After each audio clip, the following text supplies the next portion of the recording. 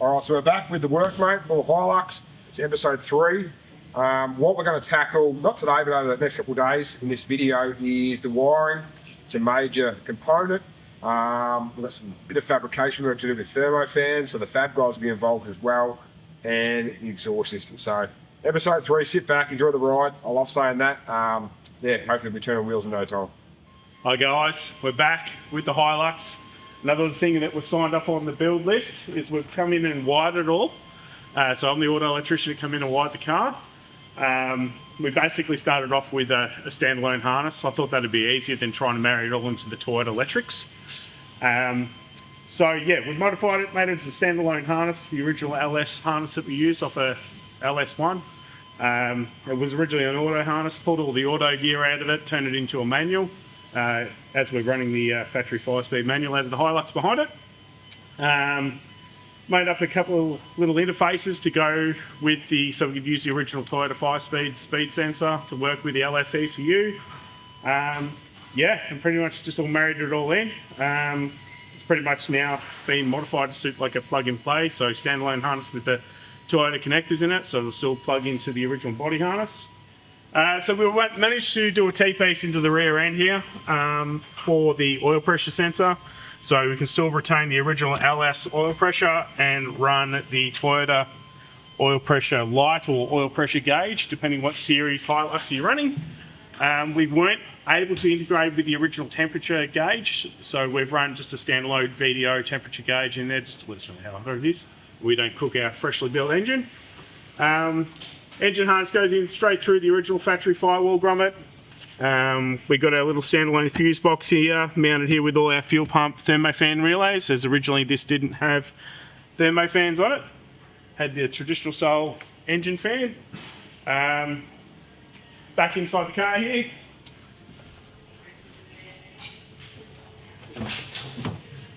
We have just our factory LS1 ECU kicking around on the ground until we finally mounted in position.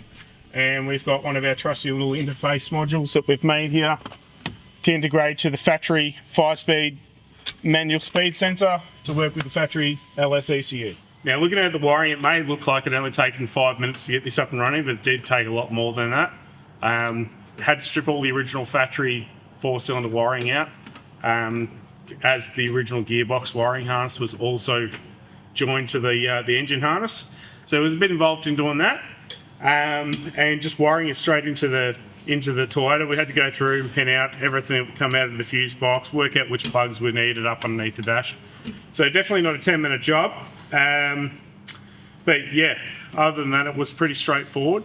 Having the correct wiring diagrams and everything like that definitely made a big difference. But yeah, other than that, it's pretty much good to go for the other guys.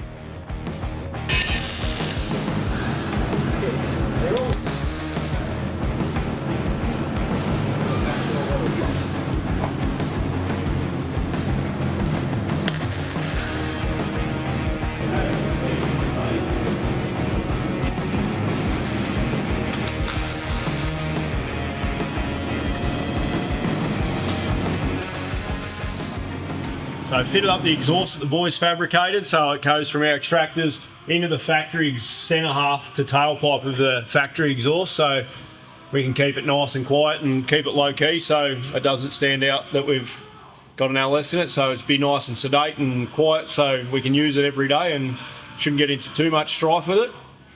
So we've changed the radiator from the 2TR radiator to the diesel version, so we've got an external header tank for it, so we've plumbed up the hoses for that. We've used bits and pieces of offcuts of hoses and pipe and joined them together to try and get a shape that we needed to actually make it work, and sent the old boy down to the parts shop and he's gone through and rummaged through and found some hoses we can use, so we've done that. We've got silicone hose and plumbed up the factory airbox, so we've rotated the top on the factory airbox so it shoots back toward the throttle body on this because they came out on a different angle. So we retained the factory airbox with a bit of silicone hose and a couple of bends to plumb that in. We've also gone ahead and we've got rid of the fly-by-wire throttle setup in it. So we've made a pedal bracket and mounted a Commodore pedal, I believe it was, in under the dash. We made a cable spacer to bolt to the factory hole on the firewall, and it just runs a Commodore throttle cable. We've mounted an external fuel pressure regulator, but retained the factory Toyota fuel filter and adapted it to the LS. We've used the Toyota return line and feed line to the filter, so it's just stayed all the standard stuff underneath the car. I've made up a gauge holder in one of the dash pockets for the temperature gauge, because the factory temperature gauge wouldn't work. So now we're pretty much just waiting on Thermo Fans to turn up from Davies Craig. We'll get them in, wire them up, and we'll be able to finish off the water system on the car, and we should be pretty much ready to go. The boys have been working hard the last few days wiring it all up. So it's all wired, pretty much ready to go. All we need to do now is do a fan setup on it. So we've been in contact with Davies Craig, working some fans and a controller and all that sort of stuff. So they've set up a bit of gear. Let's go and have a look and see what we can work out. Alright, so here's all the bits and pieces that Davies Craig have supplied to us. So we have a pair of their 12-inch brushless fans. We have a few thermal sensors, an adapter, an inline water temp adapter, and this is one of their new products. So it's a variable speed controller. So what it does is it'll operate these two fans. It'll come on at high and low speed, and you'll be able to set the temperature when you want it to come on. So they're pretty tricky. It's one of their new products.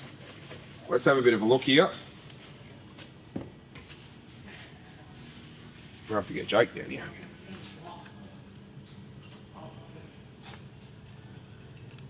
It's pretty. Alright, so seems like a lot of different settings we can put. So I'm guessing you can put high and low speed. When you run a pump, all the different pieces that you can do. I'm guessing there's an override on it, all sorts of stuff. So let's go and work out where we can fit this in the ute and get this fans in and the shroud and get this car underway to get it closer to running. Alright, so here's our fans. We've bolted them together to obviously keep it as one unit, so hopefully they should fit in here pretty good. I'm thinking. So we're thinking we're going to run them sort of a bit lower, under all our air induction, under the water pipes for the radiator. So here's your shroud. What we'll do now, it's all painted up. We'll mount these fans on, then we're going to slide it into the bottom of the radiator in the ute.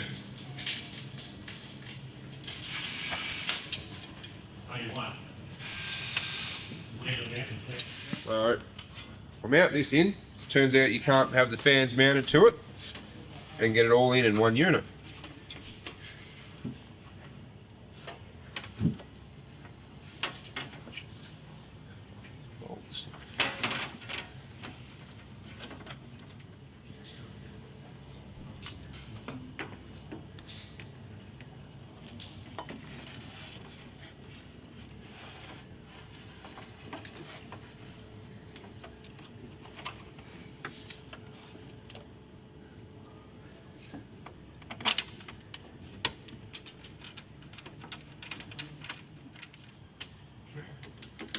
Alright, so the fans are all mounted on the shroud on the radiator now.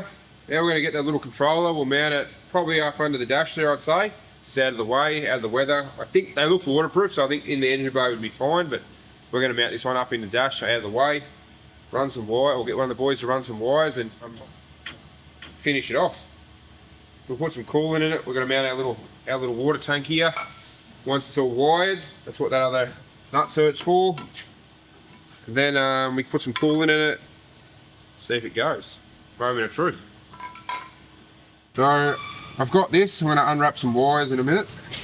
We're going to mount it up under the side of just above the kick panel here, which you probably can't really see. I'm going to mount it up under there, just so we can get to it and adjust it if we ever need to, pretty easily. But I think once we set it, it'll be pretty easy. So I'll go ahead and mount that. I've got a few screws here, and there's a few screws in the kit, so I'll mount this up and we'll get it wired and get it fired. What also comes in the kit is a 38mm inline adapter. So what this does is I'll be able to put it in this radiator hose here. It also comes with a bung that's going to go in it, whoops, as well. In there. And the other thing that I dropped is a water temp adapter. So this water temp adapter will go in the other one. And this, one of these wires will actually go back to that controller in the ute there, and tell the engine, or tell the controller how hot the car is, obviously by this sender, and then it'll tell the fans when it can kick in, when to go to second stage, and all the other bits and pieces when we set it. So I'll get this mounted in there, and then we'll get it all finished wiring up, and we should be fine.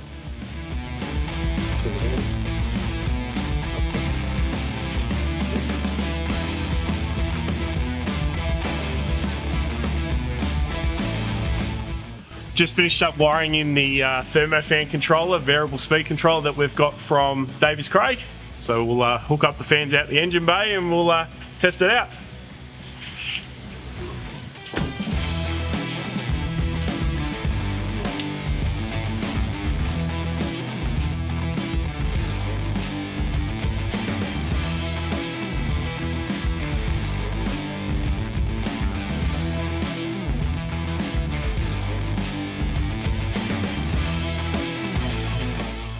Alright, so that's going to be a wrap for episode 3.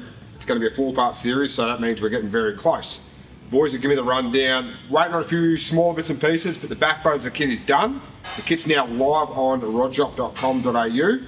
You can buy the whole kit, or you can buy as little as mounts. You don't have to buy everything. So, I'm smirking a bit because we're coming up with a plan for episode 4. Like I said, the car's pretty much ready to go. Tune in a couple of weeks. We'll be having a bit of fun. Do some silly stuff with the ute. So like I said, jump on rodshop.com.au, grab your parts with all the Hilux, enjoy the ride.